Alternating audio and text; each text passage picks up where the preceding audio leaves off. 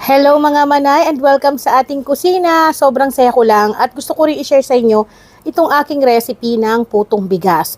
Dahil marami sa atin gusto pa rin talaga yung ganitong puto na gawa sa bigas at hindi yung gawa sa harina. Makukuha mo yung malambot na gaya nito at madali lang sundan. Kaya naman tara at atin ang umpisahan. So bali dito kakailanganin natin ng 2 cups ng bigas. So ang gamit ko po rito is yung dinuradong bigas. Mas mainam yun ang ating gamitin para maganda po yung kakalabasan ng ating putong bigas. Minsan gumagamit ako ng rice flour, yung nabibili sa palengke na nakapak na powder. Pero ngayon naisipan ko na bigas yung aking gamitin kasi ito naman talaga yung traditional na ginagamit natin sa pagluluto ng putong bigas noon.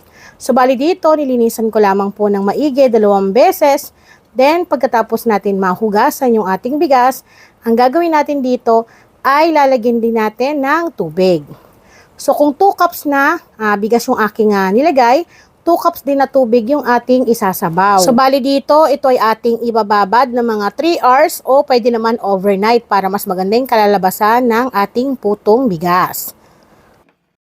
At makalipas ang 3 oras nating pagbabad, so ito na yung ating bigas na binabad natin. So, ang gagawin natin dyan, yung tubig na nilagay natin ay hindi po natin yan itatapon. Ito na rin yung magiging pinaka-tubig ng ating putong bigas na gagawin. So, dito gagamit ako ng blender. Mas mainam kung gagamit kayo ng blender is yung heavy duty para talagang mapino ng maigi yung ating bigas. Then, ilalagay na muna natin yung kalahati ng ating bigas na binabad. So, kung ang gamit ninyo ay hindi naman heavy duty, mas mainam na paunti-unti yung lagay ng bigas para naman hindi po mag-overheat yung ating blender na gagamitin. Then eto na, dahil okay na, isasalang na natin sa ating blender at pipinuhin natin yan ng mga ilang segundo. So kapag nakikita ninyo na napino na, saka natin naman dyan isusunod yung mga natira pa natin na bigas. So, hindi ko siya binibigla na lahat sinasabay-sabay para mas sure ko na mapino talaga yung bigas natin na nababad. So, ang kagandahan kapag nabababad ng mas matagal, mas mabilis natin mapipino yung ating bigas na nababad. So, ilalagay ko na lahat yung ating bigas. Ngayon, kung gagawa kayo ng marami or kung gusto nyo gumawa ng pangbilao, doblehin nyo lamang tong ating recipe na pinakita ko sa inyo. Ito kasi ay para sa amin lang, kaya konti lang din yung aking niluto. Ayan, nailagay ko na lahat, then isasalang ulit natin.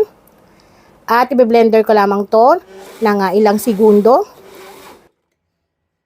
Then, i-click ko lang din yung for 35 seconds.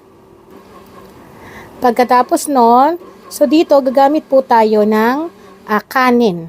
So, kung meron kayo mga leftover rice, ayan, pwede nyo gamitin yon. So, nakakatulong yun para siyang improver para sa ating putong bigas. So, nakakatulong yun para hindi bumaksak yung ating rice na hilaw. So, itong ating kanin, siya yung magpapagaang para mas maganda yung pagkakaluto ng ating puto. Then, binalik ko siya sa ating blender. Ganun pa rin.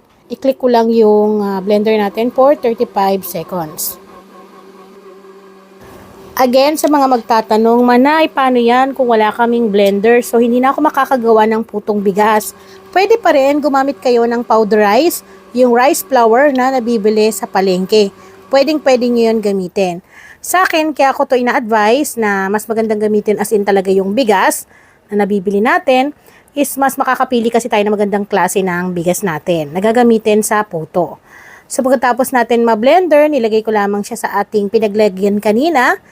Then, mag-a-add tayo dito ng half cup ng white sugar, konting asin, then meron tayong 4 teaspoon ng baking powder at maglalagay tayo ng instant yeast. So, dalawa yung pampaalsa na gamit natin dito para makatulong, para maging maganda yung pagkaalsa ng puto natin. Gagamit din tayo ng buko pandan ng Flavor Aid, mga 1 teaspoon lamang po, at saka natin to hahaluin ng dahan-dahan. So, kailangan natin mahalo ng maigi, para naman matunaw yung instant yeast na ating nilagay. At kung nagwo-worry naman kayo na baka mamaya mag-iba yung lasa ng ating putong bigas, magkameron ng pait o kung ano man sa ating nilagay na baking powder at instant yeast, ay huwag kayong mag-alala dahil dun sa ating nilagay ay saktong-sakto lang at makikita nyo yung ganda ng pagkakaluto ng ating puto mamaya. So ayan, tapos ko na siyang haluin. So tatakpan natin to ulit at hahayaan natin ng mga at least 1 oras bago natin yan isalang. At ngayon, makalipas ang 1 oras nating pagbabad, so kailangan kasi natin yan na parang umaalsa, bumubula. So kapag ganyan na, hahaluin ulit natin yon. So ginagawa natin tong ganitong proseso para po kapag sinalang natin siya sa steamer, walang buo-buong instant yeast na lulutang. So maganda yung pagkakaluto. So yan, nakita nyo, wala nang mga yeast na lumulutang, pantay na yung kulay. Kaya naman dito, kailangan na natin ng ating round pan. So pwede kayong gumamit ng mga pangputong maliliit na molder. Pwede rin namang mga lyanera ng leche plan or kung ano yung mga lagayan nyo dyan na pwedeng isalang sa steamer. So dito gagamit ako ng dahon ng saging para mas maganda at nakakadagdag din to ng aroma sa ating puto na lulutuin.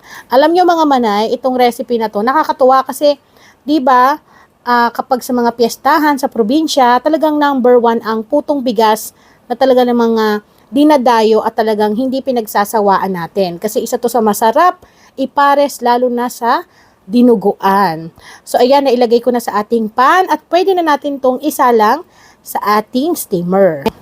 Bale dito ay i-steam natin to na mga 35 minutes sa medium heat ng apoy. So wag niyo nga lalaksan ng todo para naman hindi magbiyak yung kanyang ibabaw. Then after 25 minutes, ayan. So saka tayo maglalagay ng keso or pwede kayong mag-add dyan ng itlog na maalat or kung ano yung gusto nyo. Kung ayaw nyo naman ay pwede nyo nang wag lagyan. Then makalipas nga ang kabuang ating pagluluto ng 35 minutes ay eto na po at pwede na nating hanguin ang ating homemade putong bigas na pwedeng-pwede ninyong panghandaan.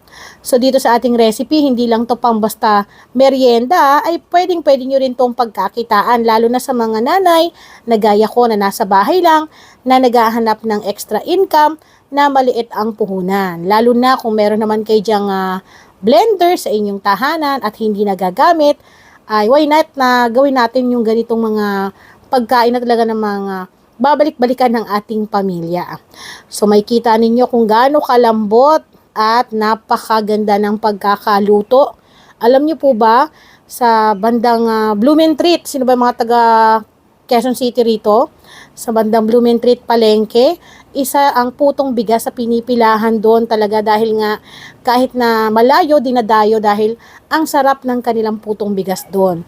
Kaya naman talagang gumawa talaga ako ng alam mo yun, nag-mix and match talaga ako. Inaral ko maigi kasi gusto ko talagang makuha yung ganong texture ng putong bigas. At eto nga, ayaw ko lang na ako lang din ang kikita sa ganitong paggawa ng putong bigas dahil gusto ko talaga itong ibenta. Gusto ko rin kayong mga nanonood dyan na pwedeng-pwede nyo itong pagkakitaan. Basta tandaan, doblehin nyo lamang po yung recipe na aking binahagi sa inyo at sundin ang mga procedure na aking ginawa at hindi nyo to makukuha ng madali. So ayan mga manay, muli ako po ang inyong madiskarting nanay. Maraming salamat po sa inyong panonood at sa mga viewers natin dyan. Ayan, magkita-kita po ulit tayo sa susunod. Paalam!